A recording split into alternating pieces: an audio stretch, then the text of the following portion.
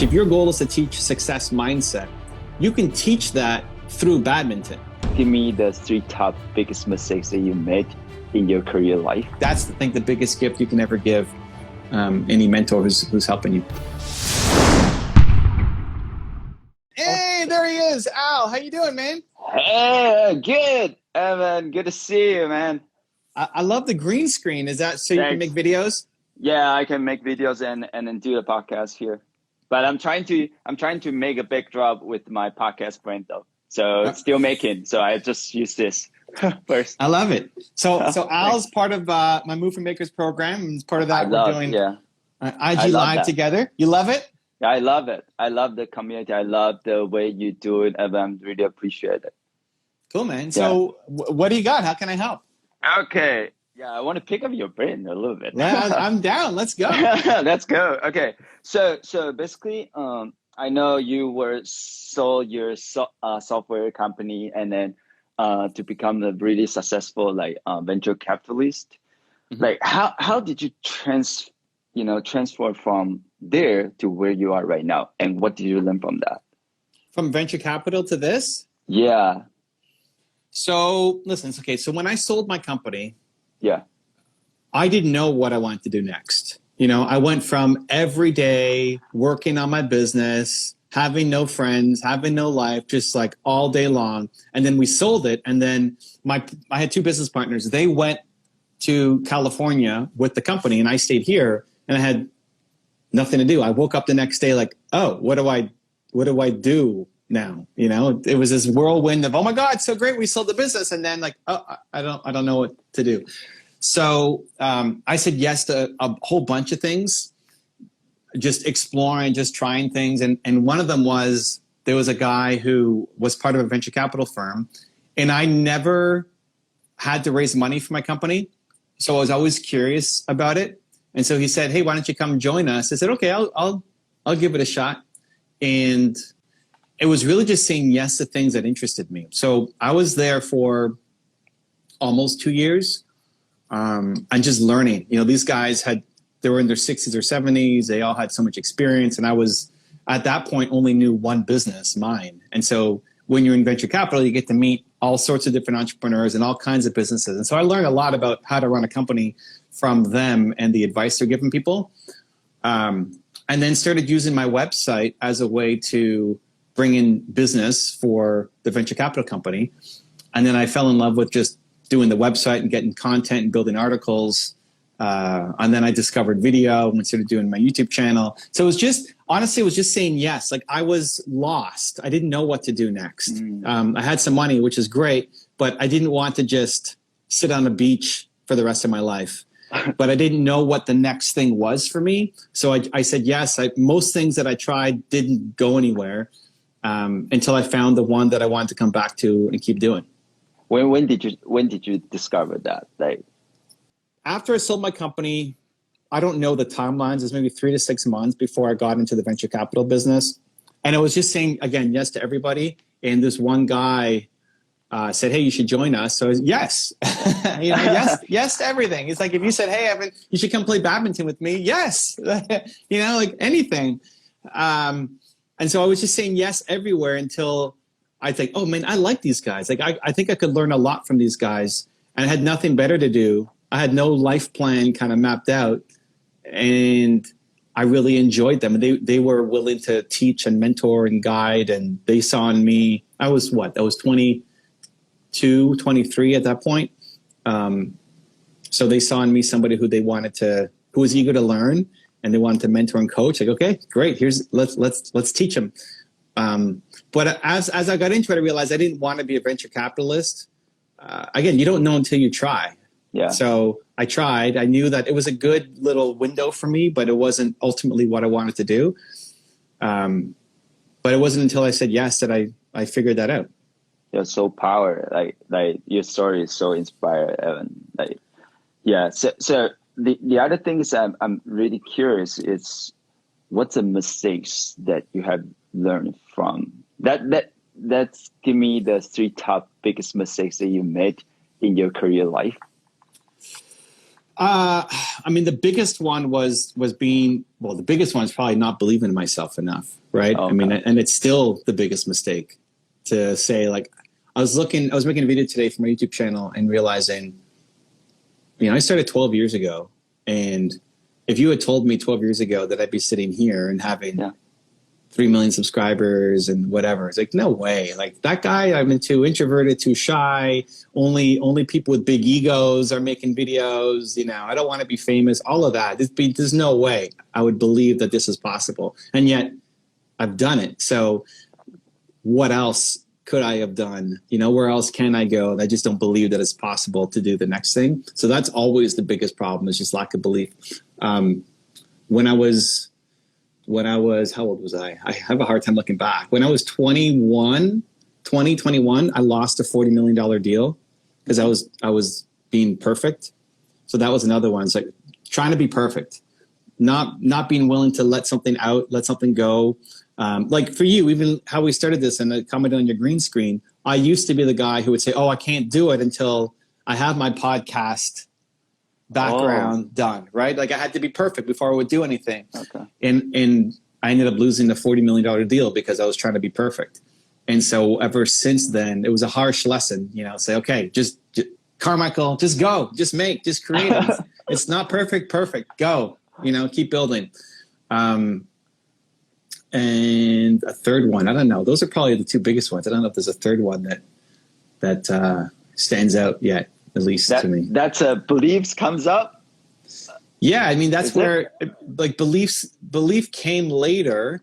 Okay. It was always inside me, but I didn't know that it was inside me. And so, you know, I'm trying to make the path easier for other people. And I think as you discover things, you want to make the path easier for other people, so it doesn't take them a decade to figure it out as well, right? If I had belief when I was 22, I would have made different decisions and would have gone faster.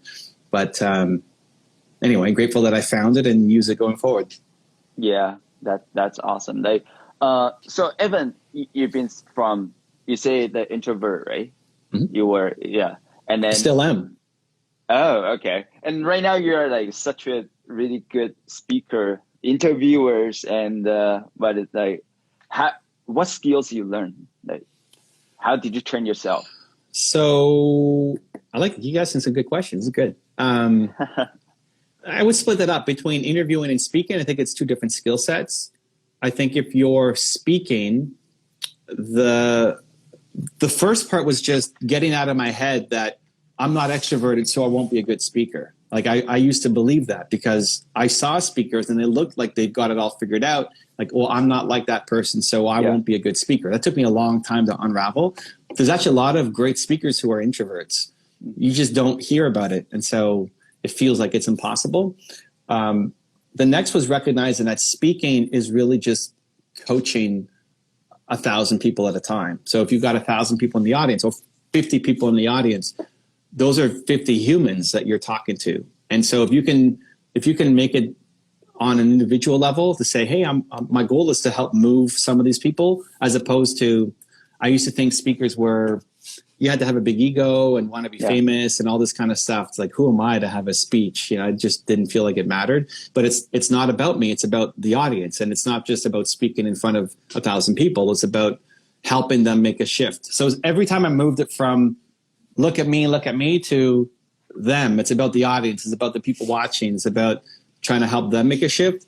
That got me a lot more excited. Because if you position things with me as this is going to make you famous, like, okay, I don't care. But if you position as this is going to have an impact, then I care a lot more. So I had to constantly remind myself that, hey, this is for the people out there in the audience. For interviewing, I think introverts actually have a really big advantage in interviewing because introverts are really good listeners. And so the goal of an interview is to pull out great stories from people. And I think a lot of extroverts have a hard time with it because they're just so busy talking, where as an introvert, you're listening carefully what they're saying, you know, the two ears, one mouth. And so you're trying to get the story out to help get it to the audience. So I think just for that, it's just leaning in on my curiosity. I always get stressed out before an interview. I mean, I don't know how nervous you were before this. Yeah. Were you nervous? Uh, do a lot of homework before this.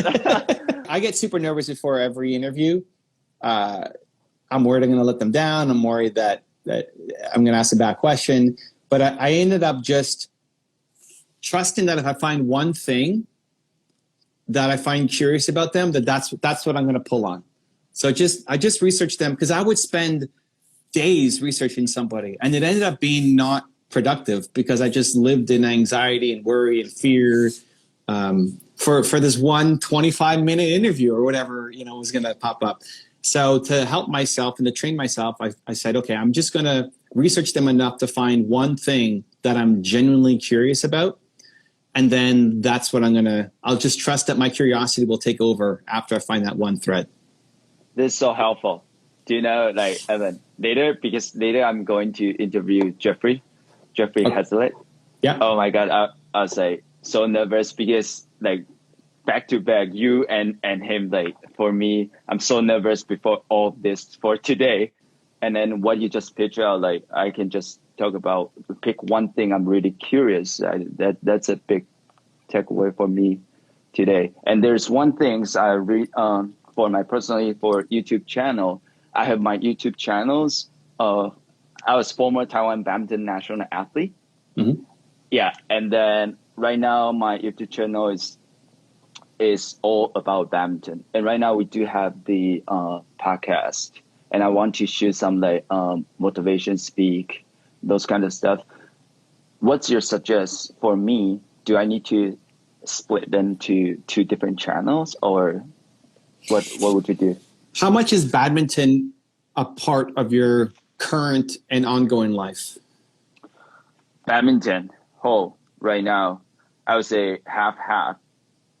Before was like everything. Everything. But right now, I have the business and media, start to do the marketing, help the business as well. So I learned the podcast interview. I want to be the speakers. So what's your goal with the podcast, with every interview you do? What's the message that you want people to hear? What's the goal? Okay. So my podcast is all about millennials because I'm a millennials. And I came from the middle class family. My dad passed away 5 years ago.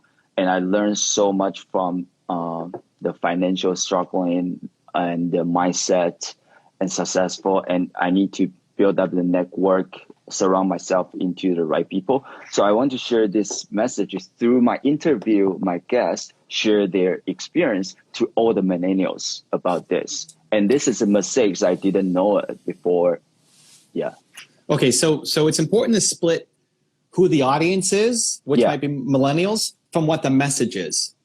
So if the message is how to have a success mindset, then is that the right message? That's what you want to try to get? Yes, yes, correct. Perfect. So in every interview and every video and every podcast you do, it's about trying to get the success mindset out. And then the audience is going to be millennials. Okay. So now when you think about your badminton channel, what you have to decide is the badminton channel going to be about how to teach badminton? And I don't know all the terms in badminton, and I'm not a very good badminton player, but how to serve and how to do whatever, like techniques. Yeah, it's all about technique. Right. Versus how to have a success mindset in badminton. So, if you know the top 10 series on my YouTube channels, the first top 10 we did that was not an entrepreneur was Michael Jordan. Okay. And a lot of people were asking Michael Jordan and said, well, but he's a basketball player. So, I'm not going to put videos on how to dunk or how to do a free throw or how to dribble or, it just not going to fit the channel. But what I realized in watching some of the interviews were there was a lot we could actually pull from in terms of success and mindset and dedication and hard work and teamwork and leadership, all of those things that were really helpful. So you can teach, if your goal is to teach success mindset, you can teach that through badminton. Mm-hmm. I'm sure people looked at your training schedule and looked at all the dedication and the practice and the homework and all of that. That could inspire me to go harder in my life, in my business, even if I care zero about badminton. Yeah. But it shifts the direction of the channel. So if you want to keep your badminton channel as a how-to badminton, then your success mindset is a different channel. Yeah. Because the people going there, they care about how to do whatever in badminton. If you want to shift your badminton channel to be about success mindset, it shifts the kind of content that you make inside badminton, then it could be the same channel. Okay. So it's up to you. Do you want to only talk about success mindset? And then you can do that through badminton. You can do that through interviews. You can do it through your podcast. You can do that through direct to camera. Or say, no, I want to just keep making how-to badminton videos on this channel. Then the other one is a separate one. Okay. So if I still want to keep build up the how-to videos for my badminton, then the mindset and success, finance and business, there will be a different channel. Yeah. Right. Okay. Mm-hmm. Then I probably done with that. That'd be awesome. Yeah, as long as it's still something that you care about, right? Like you still want to make badminton videos. Yeah, that's my passion, though. Cool. Yeah, I've been so Evan. There's one thing because I currently publish this book. Oh, cool! Mirror of Magico. Okay, cool. Yeah. Nice. Yeah. So I combine with a sports that I like, and the message I want to send it out with a fantasy story. Okay. Together. And right now, one thing is this is published by the publisher. Okay. And like what do you recommend to, exposure for my book? Is it also a millennial audience? I would say for kids, it's more like Harry Potter series. Okay. They can't read it. Yeah. So the best thing you can do is find people who care about reaching the kids market and go and do interviews on their channels. So YouTube channels, honestly, you're kind of like even TikTok, Snap, okay, getting on with the influencers there who target that audience and talking about the book, getting your book into the hands of those people for them to share it. YouTube is still good too. But like Instagram, I probably wouldn't do as much because they don't care as much about Instagram. So think about where your demographics are. Publisher, unfortunately, doesn't do a lot to promote the book. Yeah. So I'd be looking at where are those kids hanging out. If you're doing Instagram, be more the parents of the kids. Like, what's the message of the book? It's a message of how to conquer the evil to be the best version of yourself. Great. So, Instagram is the parents. You're talking to the parents and say, hey, if you have an 8-year-old kid, here's what they need to hear. Yeah. And then TikTok, Snap, YouTube is targeting the kids. Okay. So it's not even so much you making content, which you can, but it's more you being on the shows of the people who are making the content. Okay. Yeah. So they're like tactical. You build a list of the 500 people who talk about books and target this demo. And then you reach out to them every 2 weeks. Trying to arrange an interview. Okay. That'd be awesome. So for the interview, even the podcast, and then I know, Evan, you've been interviewed so many influencer people. What's the tips that you pitch them? Go to them. To pitch them? Yeah. Like to get the interview? Yeah. Okay, so one is really understanding their audience. Okay. So doing a little bit of research on who this person is and what their audience is. Yeah. Showing that they've done it before, so that if they've never done an interview before, it's a lot harder to convince them to do an interview than somebody who has a regular interview show and they're looking for people to come on. Yeah. Saying something nice about them that you actually believe. Because when I get the standard spam emails like, dear influencer, like, oh my God. Like, they didn't even, like, really? Goodbye, delete, right? Dear sir or madam, it's like they spent no time and it's just a copy paste. So do you have, like, what do you actually like about this person? Yeah. Something that they've said, something specific that you just like about them so that they know that you actually cared about their community. I would pay attention to where they're hanging out. Okay. So, for example, I go live on YouTube on my gaming channel 4 days a week. That's probably the easiest place to get me. If you have a question, that's probably the easiest place to hang out and get me. And I've started businesses with some of the people who've just joined randomly on the chat.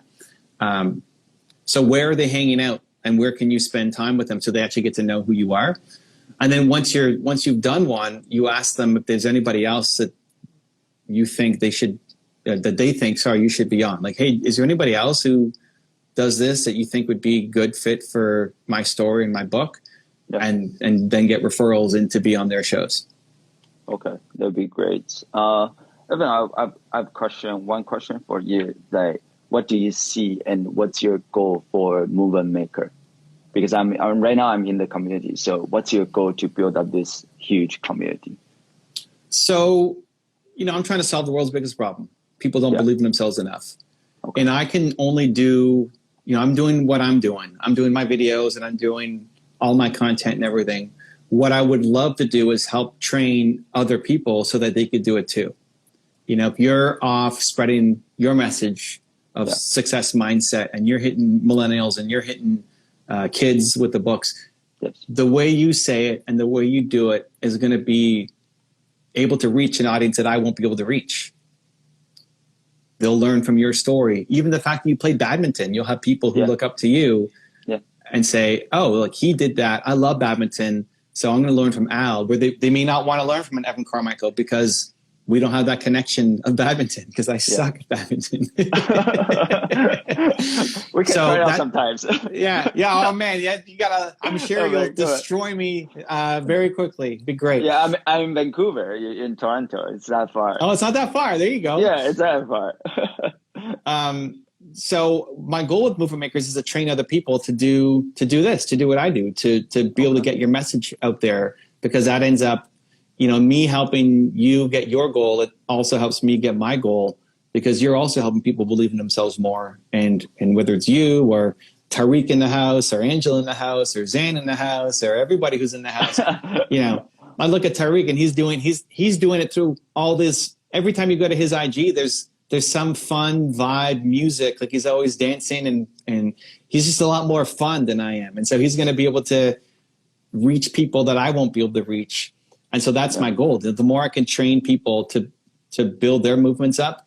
And I know you're pretty new to Movement Makers, but there's one part that's just the strategy and the tactics of like, okay, here's what you need to do. 1, 2, 3, go start doing this. And then the other part is just having a community, having a family, having people to encourage you and support you and believe in you. So you're not the only one. Like when you feel like you're not the only one doing this, and you have most people don't have anybody in their life to actually help them do things. And now you're instantly plugged into a family of people who help you. I think it gives you the extra strength, motivation, encouragement, inspiration to go do the thing. So yeah, that's the goal of Movement Makers. Okay, then let's do it. I'm done. Yeah. Yeah, so you do have the Built to Serve this book. What drives you to write this book? And then if one thing I can do for all the community, what would you say? I mean, the mission behind everything I'm creating is to try to find another way to help people believe in themselves more. Okay. Whether it's Built to Serve, Movement Makers, my YouTube channel, this Instagram live, like why? Yes, it's to help you, and hopefully maybe one person who watches this gets inspired to then go write their book or make their video or create their podcast because they learned from your courage and strength and just willingness to get started, right? I think the best thing you can do is just do it. Keep going. Like lean into the uncomfortable. Go do more interviews. Go make more videos, more podcasts, because the goal every time is to just shift one person. If one person watching this now decides that they're gonna finally take the step to do the thing that they didn't think they could do, that's it. That's the goal. Like if one person reads your book and that shifts them or shifts their kids to starting to believe in themselves more, that becomes the goal. So the best thing you can do is just go do it. Like if you've trained people in badminton and you've given them a lesson, the best gift they can ever give you is to go and practice what you taught them, right? The best gift isn't to buy you a new badminton racket or a birdie or something. It's to, they're called birdies, right? Yeah, birdies. Yeah, birdie. The best gift isn't to buy your stuff. It's to, hey, I just taught you something. Go use it. Yeah. The best feeling is for them to come back in 2 weeks and say, Al, I look, my backhand's getting better because I've been practicing every day. So the best gift you can ever give me or any mentor is to go use it, to go build it, to even the simple tactic of find one thing that you want to be curious about in the interviews and pull on that thread. The greatest gift you can give me is to say, I did that with Jeff, and then I did that with whoever else, and it's working, right? And now I'm ready for the next thing. Like that's, I think, the biggest gift you can ever give any mentor who's helping you. That's awesome. Like Evan, I just appreciate all you do because do you know how I started finding you? Like because the biggest impact is I find you the first place is in YouTube, like on YouTube, and then I watch your videos. But during that period, my dad passed away. I was so like kind of totally lost. But all the motivation that your story and combined with those influencers on your channel that inspire me or that just keep moving me forward. And then right now you have Movement Maker. For me, it's really new, but I'll do what I can do. I'll do my best.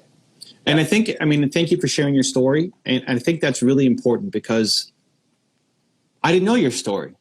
Before this, I didn't know your dad passed away. I didn't know that my videos helped you through that time. And what we default to assuming that nobody's paying attention and that nobody cares and that only 20 people saw your video. We default to thinking that it's not having an impact, where that happened 5 years ago. And you're only now telling me that this had a big impact on your life, right? For a lot of people in that 5-year window, they then just quit because they assume nobody's paying attention or nobody cares, where just default to assuming that somebody actually cares, that one of those 25 people maybe is going through a really, really hard time right now, and your video is the thing that's helping them stay with it, even if they never tell you. Even if it's 5 years later that they're going to come on your Instagram Live and say what an impact it had, right? To default to thinking that what I'm making is actually touching somebody's life, because I think that's what keeps the motivation going. And to everybody else who's watching, all you lurkers, especially for small creators, man, if somebody's had an impact on you, let them know. Because I remember every comment I got in the early days, man, that made such a difference. Like, it's having an impact. So if there's any small creator out there, the big creators, it doesn't matter as much. Like I'm spoiled now with the number of comments and questions, and it's overwhelming.